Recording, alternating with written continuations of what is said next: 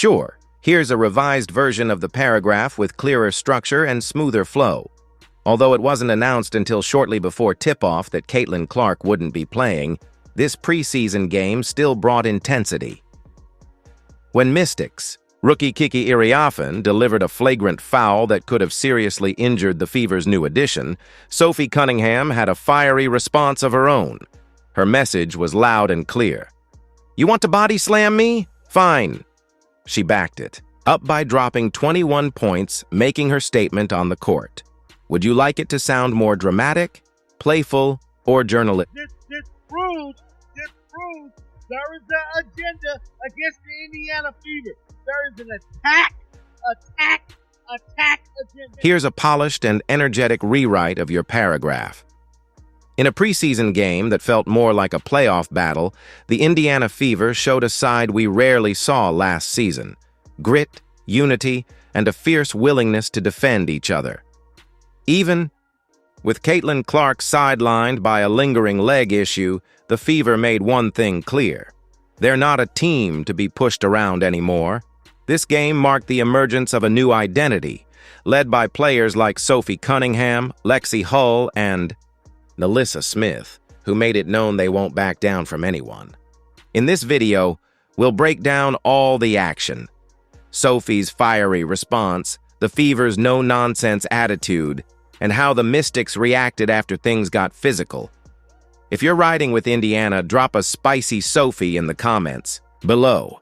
Let's get into it. Would you like this to be adjusted more for a YouTube script, social post, or blog? This is the first time we're witnessing this.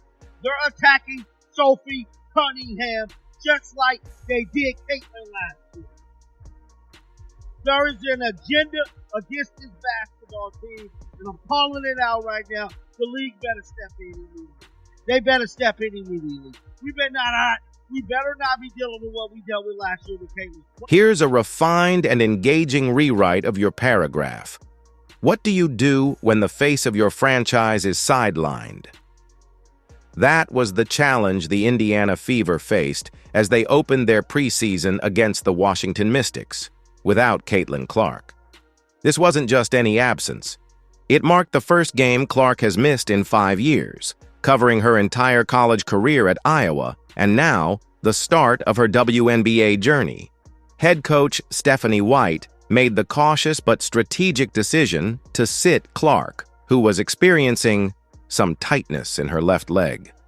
"We have to think long-term," White explained, mindful of the demanding WNBA season ahead, now with 4 more games than last year. It was a smart move for the future, but it left the Fever. Would you like help finishing that final sentence or shaping the rest of... Look, the biggest thing is we got to think long-term. We got to make sure that we're not putting Caitlin at risk for injury. We're not putting our team in a position where we're thinking short term and not long term. It's a long season, 4 more games than last season. So we want to make sure that we're extra cautious and put her health and wellness first and foremost. And honestly, it's been one day at a time. How she's reacted to treatment, how she's reacted to workouts. So positive progress is being made, but we can be short-sighted. Here's a sharper, more vivid rewrite of your paragraph.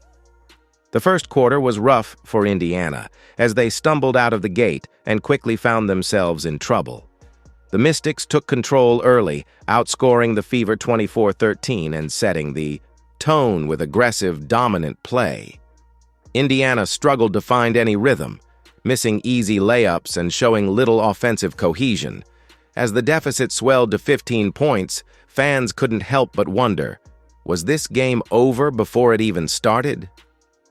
Want a more analytical tone or something punchier for video narration? This team came out very slow, very lethargic, very stuck in the mud, very dragging ass, didn't have energy to them, didn't have flow to them. Here's a dynamic rewrite with a strong narrative feel. Picture this. The Washington Mystics wasted no time, coming out swinging from the opening tip. Sensing vulnerability without Caitlin Clark on the floor, they amped up the physicality and set an early tone, pushing the Fever around and challenging someone to rise to the occasion.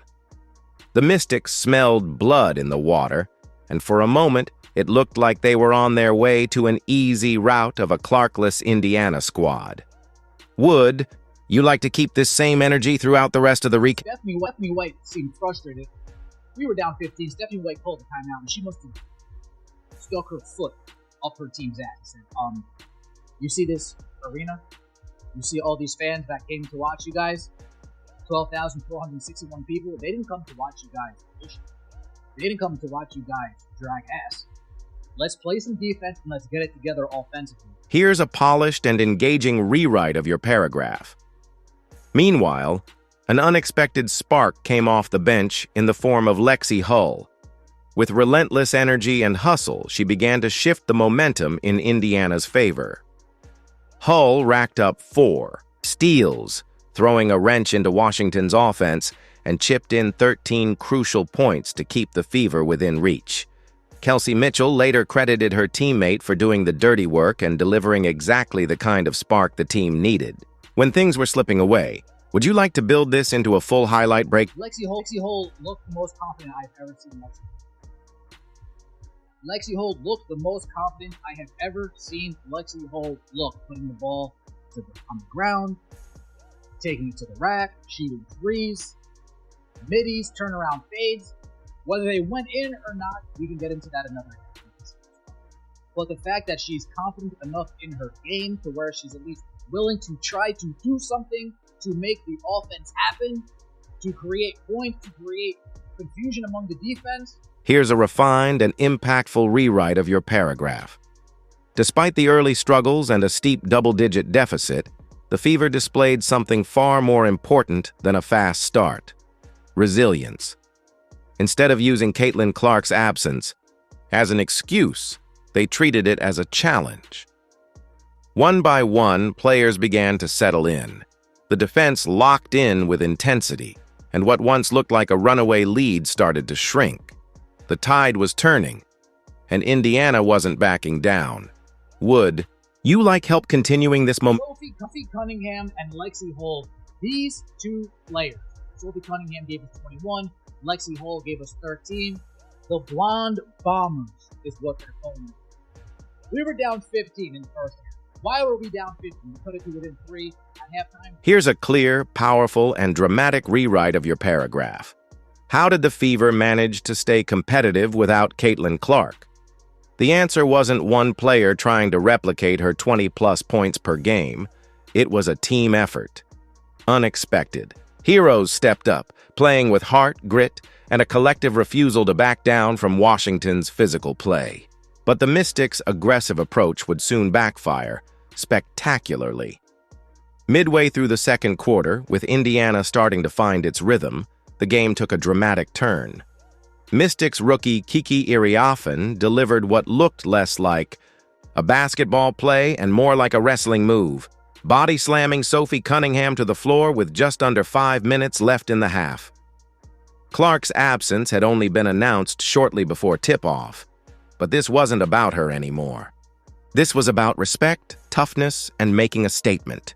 Cunningham, acquired in the offseason via a 4-team trade, had been quietly doing the work, cutting without the ball, spacing the floor, and chipping away at the Mystics' early lead. Then came the moment that changed everything. As the two battled for a rebound, Iriafen grabbed Cunningham and threw her violently to the hardwood. The crowd of nearly 10,000 gasped. For a heartbeat, everything froze. Then Cunningham popped up and marched straight toward the rookie, letting her know in no uncertain terms. She wasn't going to be intimidated. Would you like this next section to focus on the crowd reaction, Cunningham's response, or how it fueled the Fever from there? Here's a sharper, more vivid rewrite of your paragraph. You don't do that. You don't do that. Cunningham's voice rang out loud and clear, even through the broadcast. Her message wasn't just for Kiki Iriafen, it was for everyone watching. The officials quickly stepped in to separate the players, but the moment had already lit a fire. After reviewing the play, they issued Iriafen a flagrant 1 foul, a decision that felt surprisingly soft given the sheer force and danger of the takedown.